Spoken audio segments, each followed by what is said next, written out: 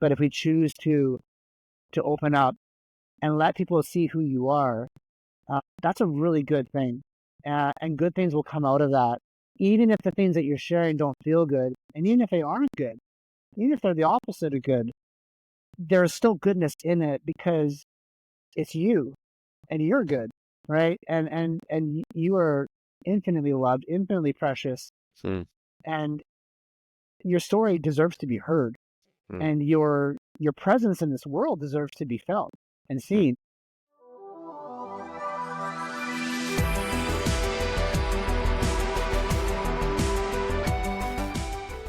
Hey, welcome to episode 3 of Good Path. Today, we are going deep and talking about finding goodness in even life's most painful experiences.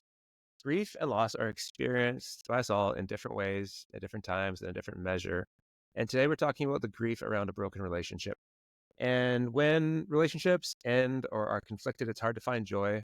It's hard to have hope that there can be good days ahead. But this conversation is a huge encouragement to anyone wanting to find goodness on the other side of a broken relationship or marriage, or even anyone just grieving any significant loss. So I have a great conversation recorded for you. It's a deep conversation with a deep person, and his name is Brad Toews. Brad is a professional musician. He received a BA in music from Humber College, specializing in jazz performance. He's performed extensively throughout North America, recorded with various artists within the Christian music genre. Brad is an entrepreneur. He's a former business owner in the health and wellness industry, helping launch doTERRA, the world's largest essential oil company, into the Canadian market. Brad is a deeply spiritual person, and he's a student of the Living School, which is a program offered by the Center for Action and Contemplation in Albuquerque, New Mexico. Areas of interest for Brad are practicing contemplative Christianity, experiencing an embodied life through yoga, hiking, biking, walking, breathwork, nutritional vitality. He loves learning from spiritual teachers. He loves creating music for the purpose of transformation, and his desire is to be both a student and a teacher. And one other thing is he's my cousin. How about that? I know you're going to enjoy this conversation. Brad is honest, deep, and one of the most open-hearted people I know. So there's some rawness to this conversation, and what I love about Brad is his courage, his curiosity, and his compassion, which are the 3 big emphases of this show. So wherever this conversation lands for you, I hope you are enriched. Here we go. Well, hey, welcome to the show, Brad. It's good to have you here. Great to be here, Chad. I'm really excited for our conversation today. I want to talk to you about your work and your passions and really just how you're committed to enhancing like your own life, the lives of those around you. I think I've just observed you as being one of those people. You're committed to like living life well, and not just for yourself, but for others around you. And and we might even talk about some of the curveballs of life and how you've navigated that. But here's just a get to know you question. So you're a pianist. Would you rather collaborate on a song with Chris Martin from Coldplay or Beethoven? And why? Yeah, that's a big question. Because I know you're a Coldplay fan. I am a Coldplay fan. Yes, when their first album came out, was it Sparks? Is that the one with yellow on it? How like the picture of that moon? I think There's it's a song called Sparks. Is it called a song called Sparks? Parachutes is the album. Parachutes, yes. Yeah. Land breaking for sure. And then Rush of Blood to the Head. Oh my gosh. So good. Good albums. Well, it depends on the moment, I guess, because one way I can answer that question is that when I am thinking about the people that I want to hang out with, and not just musically, but just in my life, I really want the full spectrum of demographics, even and age and wisdom and skills and everything. So sometimes I'm finding in the last couple of years of my life that I'm much more attracted to people who are older than me because of the wisdom that they carry and the generosity of their hearts, and this just like the lightness that they have in their spirit. And there are some grumpy old people in the world that I don't want to spend any time with.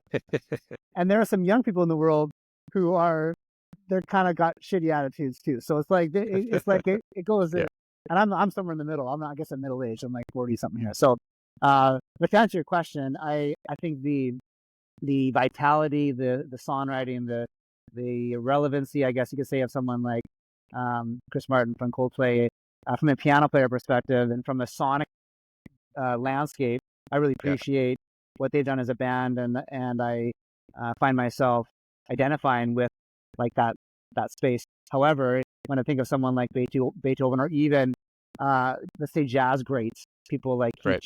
Keith Jarrett or Oscar Peterson or Chick Yeah. Corea or Bruce Hornsby is like my all-time jazz artist.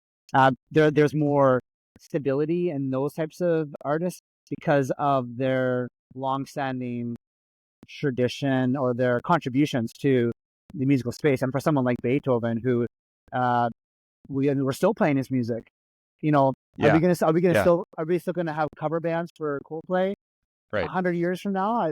I don't know, but we still have symphonies, and we still have people who are geeking out over Mozart and Chopin and all that. So yeah, I guess it depends on the moment how I feel, but I see the value in what each artist or each person kind of brings. Yeah. Cool. Well, that's a good answer. I like it. Oh, good. So you're currently on tour, and you're in like this is the tour life right here. You're in a hotel lobby right now. You're living the dream. Well, no, I'm in a hotel lobby that I'm not even staying in. So let me qualify that. You just wandered in. I did. Off the street. I'm waiting for someone to like kick me out because I didn't buy anything. I'm just sitting in this comfy chair. Well, good for you. Yeah. But where are you, and what are you doing? You're touring somewhere. Yeah, so I'm in Moose Jaw, Saskatchewan, and I'm performing here with Trevor Dick, who is an electric violin player that I've been working with for many years. He lives in Guelph, Ontario. Yeah. We are performing a couple of Christmas concerts, banquets here at a local church, and then we're going back to Ontario to do some more concerts there in Guelph and in Whitby on the east side of Toronto. Mm-hmm. And we recorded a Christmas album back in 2008, and it had two different sides to it. There was a full band side, which was called the Glory side, just Glory, and then Peace. So Glory and Peace is the album, and then Peace is all these instrumental acoustic violin and grand piano arrangements. And so we're able to play some songs off of those for these concerts, and it's great because Christmas music is iconic, and it's I mean, even our history. I know that you and I, growing up in our family, just hearing our aunts and uncles sing at Christmas time on the farm, like those Christmas carols are just so much part of my DNA. So to be able to kind of perform them feels good. So good. That's great. Well, hey, I gave a bit of a bio for you before the show, and I just got a question for you. You're involved in arts and music and creativity. You're involved in health and wellness and all the different things you're doing. Did you ever imagine you'd be doing the things you're doing now when you were younger? Yeah, that's actually a really good question. The one memory that comes up for me, so I grew up in Alberta, and I went to a Jan Arden concert when I was young, probably like 10 or 11, and she was performing outside on the river valley, and I was up on this like outdoor festival, so on the grass, watching her perform. And I love Jan Arden, people like Sarah McLachlan, and Canadian contributions to this our country and music scene. And I remember thinking to myself, like, man, I would love to do that.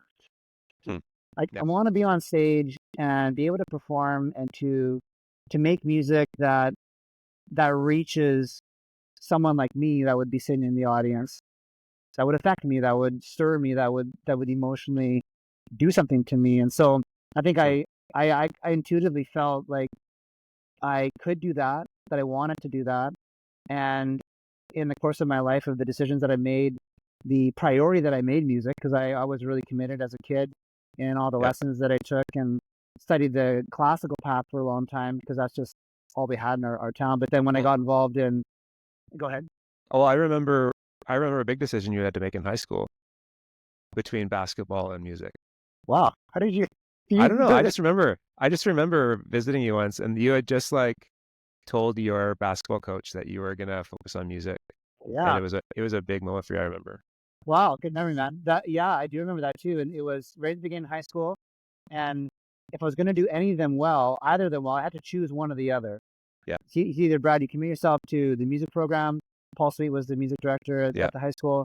I forget the principal's name, but and I actually, it was kind of a hard decision because I really did want to play basketball, which is interesting because later on in my life, that health and well-being aspect was actually a big priority. So it was actually even a priority back then. I decided to say, no, I'm going to make music the thing.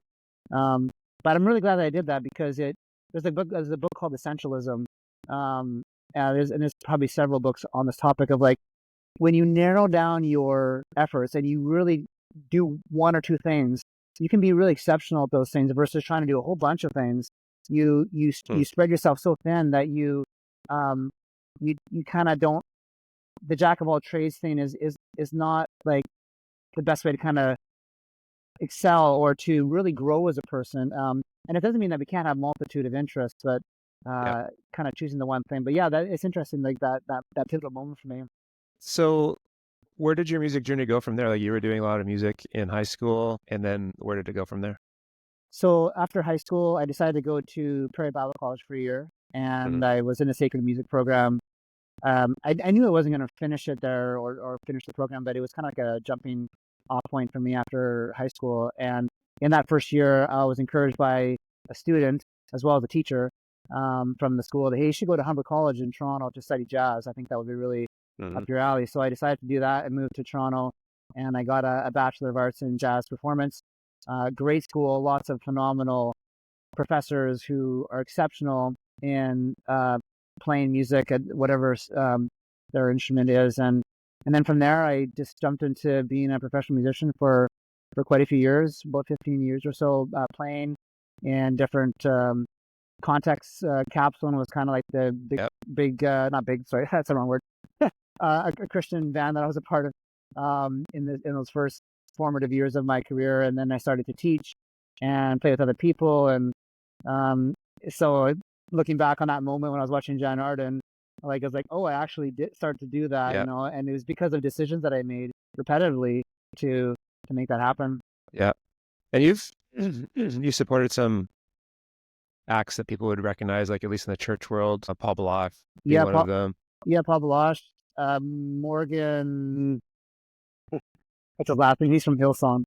Um, Oh, yeah. Um, is I that know what his you're first talking name about. or last? I'm trying to remember that too. That's terrible. I can't remember his name. Um, Uh, yeah, you but know what I'm that talking about. Yeah, Hillsong recording artist, yeah. and then I did lots of work with Mark Masry, who he was the director of Huntley Street. I think he still is somewhat on staff there, but he's currently doing work with the Canadian Tenors, which is a sort of pop classical Yeah. group. But I worked with him for many years. Sean Dayton out of North Bay, worked with him. Hmm. Joel Auger, which I think he's still very much involved in music. He was the lead singer from Capstone, but Yeah. I know he's gone on to do other things. Great.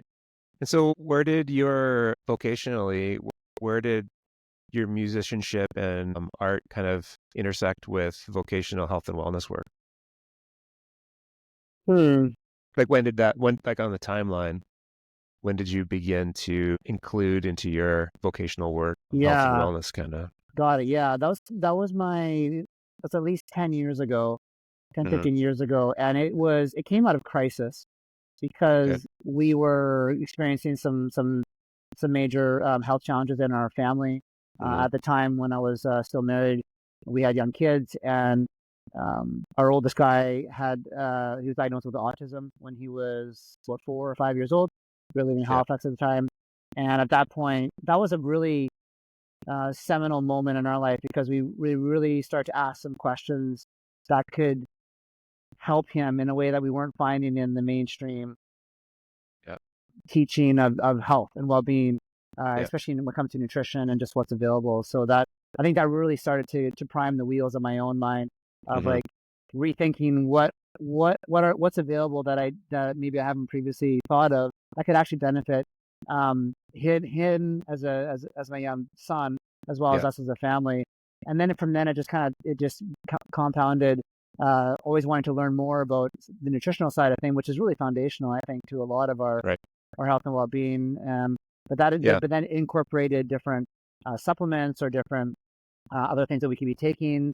Which for me, DoTerra, which is an essential oil company based out of the States, we partnered with them about 11 years ago, and my ex-wife and I we were working with them for many years, and that was a great experience because Hmm. I was really connected to a group of people who I really believed in the product itself, but also just the leadership and the intention behind what they were doing Hmm. to really access and to support the whole person, Right. emotional self, your financial self, um, your relationships, your just how you move in the world and your Hmm. body and what you Hmm. eat and what you think, and so that was a really good group of people to be around for me to see the value in adding that, let's say, into my life as far as work or Right. how I'm showing up, how I'm contributing to the lives of others. Yeah.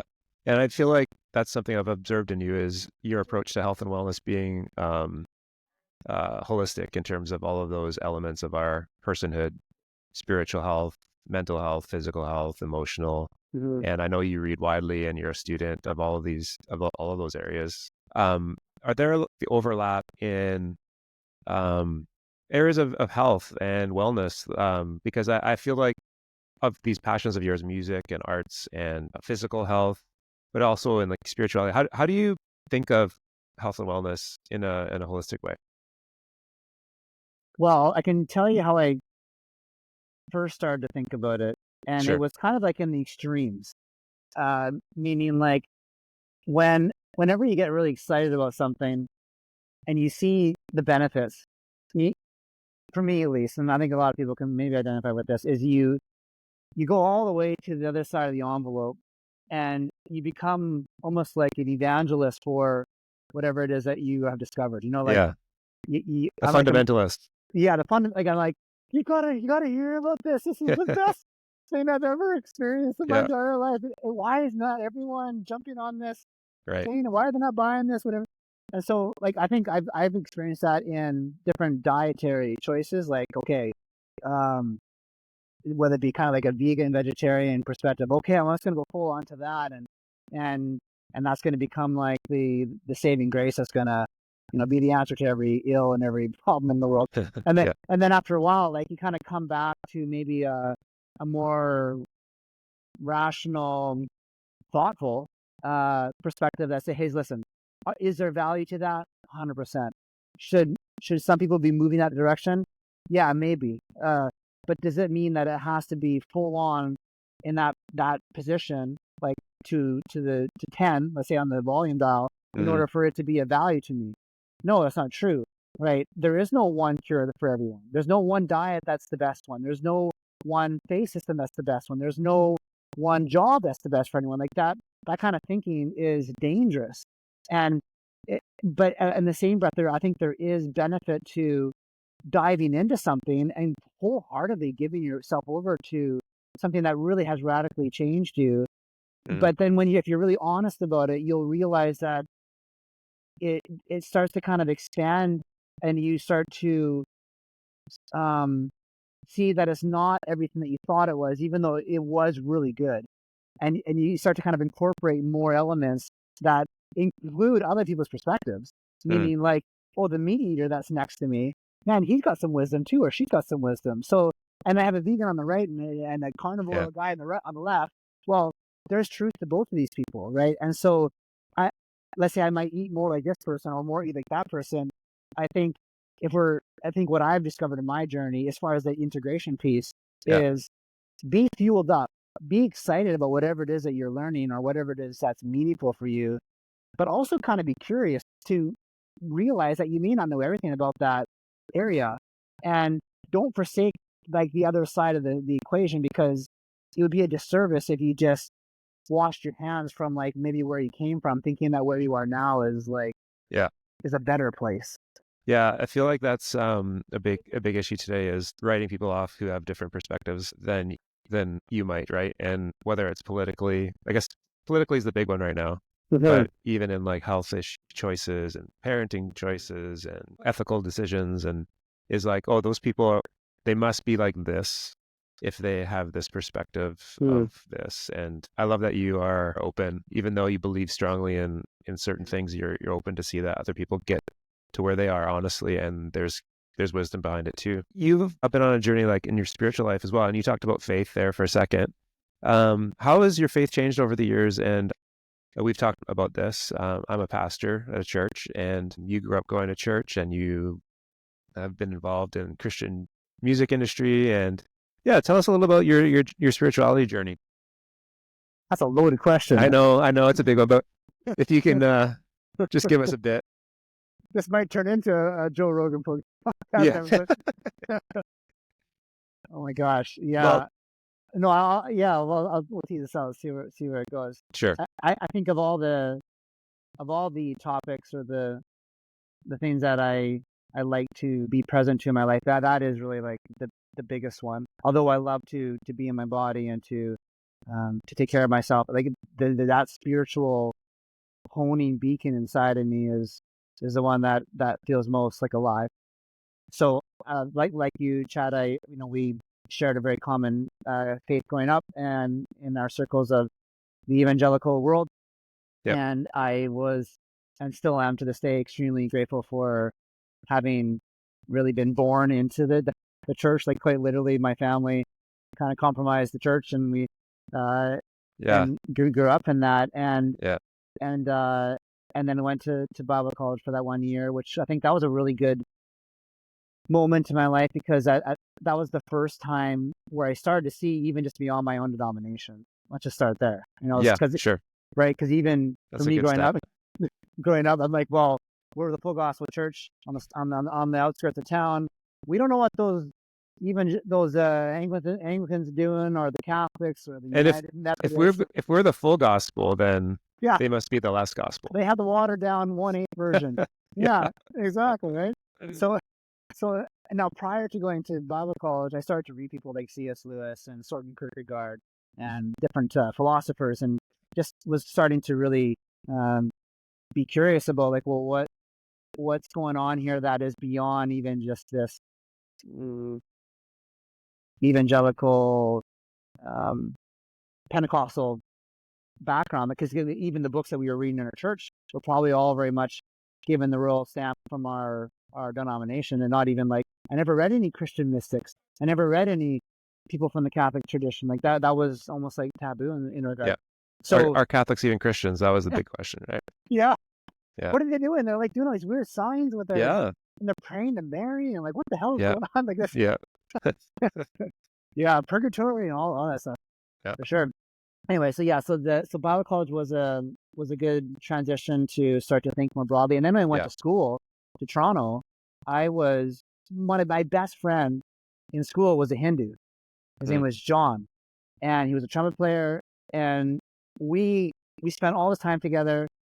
We were enjoying the process of learning music. We were enjoying going to jazz clubs in Toronto downtown late at night, and just living that student life. But we would often talk about this, our own individual perspective on God, and we would never agree.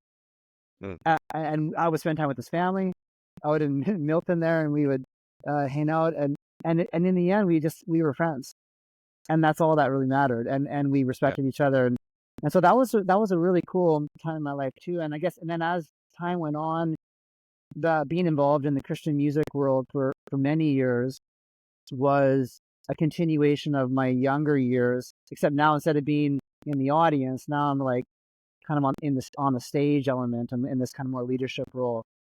And it was really fantastic. I met a ton of great people, specifically across Canada, a little bit in other areas too, but just being part of Christian community and just observing, like how everyone does things differently, and how they think differently. But I would say my journey has really amplified, let's say, or has deepened in the last 10 years, where I really had to leave the Christian church for a while, because it was just feeling very small to me. I felt constricted. I wasn't able to give my yes anymore to what I felt was being communicated, or what was being believed at a very fundamental level. And so in my heart, I never left God, because I realized that's actually impossible to do. But I did leave the kind of organized structure of it. And in doing so, it led me on this path of discovering the goodness of God. And I guess because I know your podcast is kind of centered around, but I truly started to feel the love of God in ways that did not just fit inside my container, but I found out that it lived everywhere, which actually validated my own scriptures that says that, like, there's nowhere that you can't go that you won't find the presence of God. Whether you go to the highest mountain. Yeah. Psalm 139. There you go. Well, Psalm 139. So like the highest mountain, or the plummets of the ocean, or the farthest galaxy, like God's presence, that loving intelligence is going to be everywhere that you go. And that was my experience that I was having. And And so that continued to keep my heart percolating and excited about what is happening in the world, what's happening to me that I was not experiencing anymore in the church. And so right now I'm in this I'm still kind of in this interesting phase of my life where I would say that I still identify to the Christian faith and to the Jesus tradition, because it feels like, where else am I going to go? To switch gears a bit, I've watched your life from a distance, and I don't know everything that's gone on in your life, but I know I've seen you respond to some hard things with an open heart and with pursuit of goodness, and not just for yourself, but for those around you. So I don't know if you want to share a little bit about that. Mm-hmm. Well, I think I do want to mention sort of the big catalyst in my life in the last 4 years or so that really helped me in my spiritual life for sure. And it was the breakdown of my marriage. And when my wife left me about 3.5 years ago, and we started the process of divorce, that was incredibly hard, to put it mildly. And I have a smile on my face, and I'm in a light spirit of it. But those first few months were wildly painful, full of grief and sorrow, and just feeling existentially alone and abandoned. And I've never felt that in my life. Of any kind of losses that I've had, or challenges or struggles, they were nothing like that. And in that journey and in that process, I did feel isolated. I had just moved to the States, to South Carolina, and didn't have any friends there. Left our country and was scrambling to figure out how am I going to make my way through this, to feeling so just out there. And I started to just be very vulnerable with myself and with other people, and made some really good friends, and sought help where I needed it to walk me through this. I'm a huge fan of any sort of like counseling or therapy or anything that connects with you, that you see value in. There's a time and place for these things, and people who are really good at what they do and empathetic as well as skillful, and they can really kind of guide you. And I had those people in my life. But man, I thank God for that tragedy. I am grateful for what it has taught me and what it continues to teach me even still to this day, where when you experience love and you lose it, or it breaks, there's parts of us that don't like that at all, to put that just in common sense language. Like we want to get over something, right? Like someone says, well, you want to get over the loss of someone. You kind of want to just tuck it away in a little box, and some put it on a shelf and never open it again. But the reality is that love and suffering, grief and joy, it's all part of the same thing. And I wish it wasn't that way. I wish that we could just love people, spouses, friends, co-workers, or whatever it is, and not have to like deal with the loss part of it. But rest assured, we will have trials in this life, as the scriptures say. But I think certainly my faith tradition, and not just the tradition in its kind of stoic, static sense, but in its very much alive sense, has been sustaining me massively.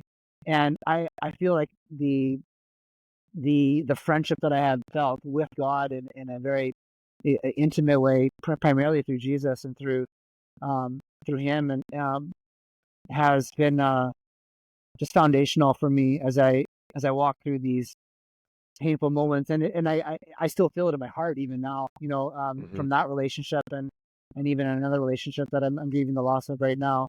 But just learning to accept that it's complex, like you mentioned earlier. Like we're very complex people, and that's an okay thing.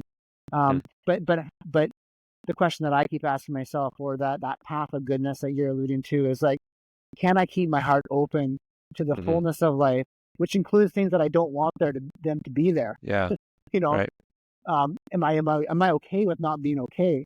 Is it all right when um there's an influx of fear and anxiety, while at the same time in the same room there's incredible joy and acceptance and love and belonging, and just to be present to that, and not try to control or manage the whole situation, but just to say, okay, well, who's in the room, who's here, Right. like from, I say, from an emotional perspective, or um yeah, yeah, just kind of that openness to Yeah. be present. Yeah. Yeah. And when we're, thinking about vulnerability and openness to love, I think that means we're open and vulnerable to pain, right? Like it's two sides of the same coin, isn't it? Hmm. And he who has loved little hurts little, but he who's protected and never been hurt probably hasn't loved deeply or been loved deeply in a way Hmm. that they've received. I feel like that's what I see in you is your your openness is beautiful and inspiring. I feel bad because I see the pain, but what's the alternative is to have a closed off heart, closed off soul that keeps people at a distance. Hmm. And I don't feel like that's what we're called to be as human beings. Yeah, well, thank you, Chad, for saying that. I do. I know that there are people in my life who have modeled that to me from a distance, or even more up close, and as far as knowing them personally. And I think, if I can be an encouragement to anyone who might be listening to this, Hmm. is that there can be a tendency, and it's rightfully so, in a world that is very guarded, very protective, certainly in kind of legal perspectives, but also just in a very day-to-day operations, where we think that protecting ourselves is the right thing to do, because we don't expose ourselves. We don't want people to really Yeah, know who we are.